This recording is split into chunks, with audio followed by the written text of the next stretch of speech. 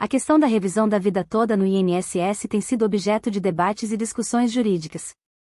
Embora eu possa fornecer informações gerais, é importante ressaltar que as decisões específicas e as possíveis consequências podem variar de acordo com a jurisdição e as circunstâncias individuais.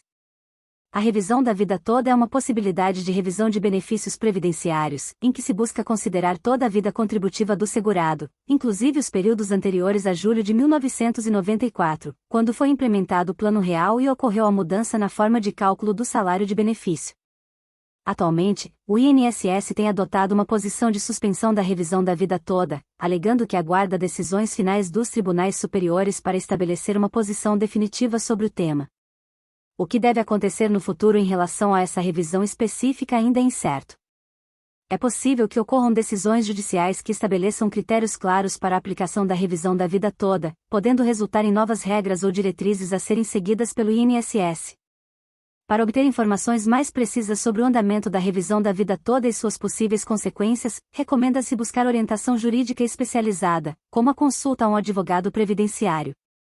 Um profissional qualificado poderá avaliar sua situação específica e fornecer orientações adequadas com base na legislação e nas decisões judiciais vigentes. Lembrando que as informações aqui fornecidas são de caráter geral e não constituem aconselhamento jurídico específico. É sempre importante buscar a orientação de um profissional para tratar de questões previdenciárias. A Advocacia Geral da União, AGU, entrou com uma ação no Supremo Tribunal Federal, STF, pedindo a suspensão de todos os processos tramitando na Justiça que tratam da revisão da vida toda do Instituto Nacional do Seguro Social, INSS. Esta é a segunda vez que a Previdência tenta evitar o pagamento dos reajustes para os aposentados. Desde que o STF entendeu que o pedido de revisão é constitucional, os beneficiários da Previdência Social iniciaram a judicialização do tema, a fim de tentar aumentar o valor pago pela aposentadoria. Isso porque a revisão inclui para o cálculo previdenciário os salários recebidos antes de novembro de 1994, quando entrou em vigor o Plano Real. Volume de processos. Os tribunais podem estar sobrecarregados com um grande número de processos em andamento. A demanda excedente e a falta de recursos suficientes podem resultar em atrasos na tramitação dos processos.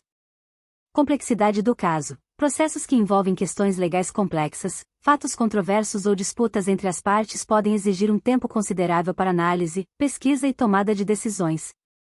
Recursos e procedimentos. O sistema judicial oferece diferentes níveis de recursos, como apelações e recursos extraordinários, que permitem que as partes contestem as decisões judiciais. Esses recursos adicionais podem levar tempo, uma vez que requerem análise e julgamento de instâncias superiores.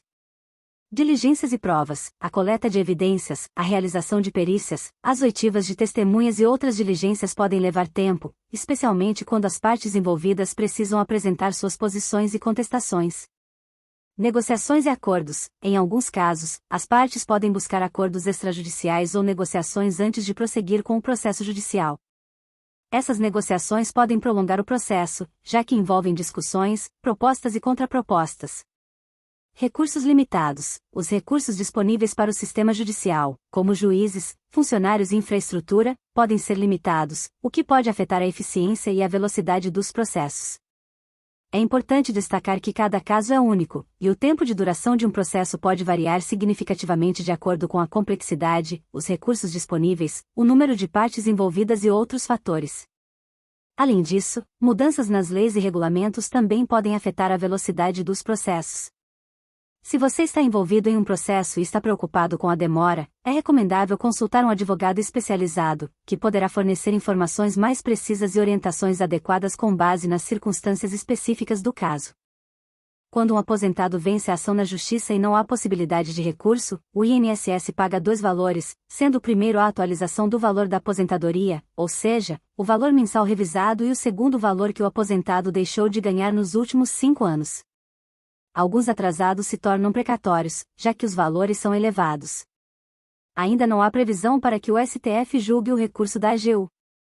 O governo entende ser necessária a suspensão, para que se dê maior estabilidade jurídica aos aposentados que ganharem a ação judicial. A situação da revisão da vida toda no INSS continua em constante evolução e pode variar de acordo com o andamento de processos judiciais e decisões dos tribunais. Embora seja difícil prever exatamente o que acontecerá no futuro, existem algumas possibilidades a serem consideradas.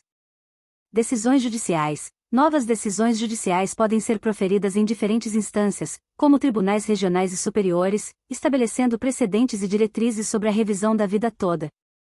Essas decisões podem afetar a forma como o INSS avalia e processa os pedidos de revisão. Mudanças na legislação. É possível que haja mudanças na legislação previdenciária que estabeleçam regras mais claras e abrangentes sobre a revisão da vida toda. Essas mudanças podem ser implementadas por meio de leis ou decretos que visam regularizar a situação e fornecer orientações específicas. Negociações e acordos. O INSS e as partes interessadas, como associações de beneficiários ou advogados previdenciários, podem buscar negociações e acordos para resolver a questão da revisão da vida toda de forma mais ampla. Esses acordos podem resultar em diretrizes específicas sobre como o INSS irá proceder em relação aos pedidos de revisão. Tramitação dos processos. Os processos judiciais relacionados à revisão da vida toda podem seguir seu curso normal, passando por diferentes instâncias e tribunais. O tempo necessário para uma decisão final pode variar, levando em consideração a complexidade do caso, a carga de trabalho do sistema judiciário e outros fatores. É importante ressaltar que as informações aqui fornecidas são baseadas no conhecimento atual e podem estar sujeitas a alterações. Para obter informações atualizadas e precisas sobre a revisão da vida toda e suas possíveis consequências, é altamente recomendável buscar aconselhamento jurídico especializado. O tempo para cumprimento de uma sentença em processos judiciais relacionados à revisão da vida toda pode variar dependendo de diversos fatores, tais como a complexidade do caso, a carga de trabalho do sistema judiciário, o cumprimento de prazos pelas partes envolvidas, entre outros. Após a prolação da sentença, as partes têm o direito de interpor recursos, o que pode prolongar o processo.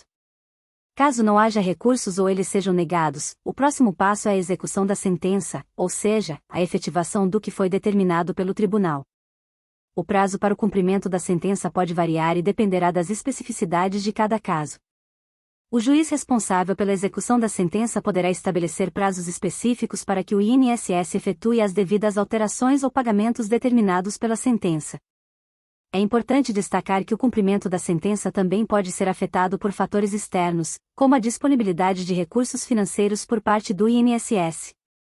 Em alguns casos, pode ser necessário o ajuizamento de novos processos para garantir o cumprimento da sentença.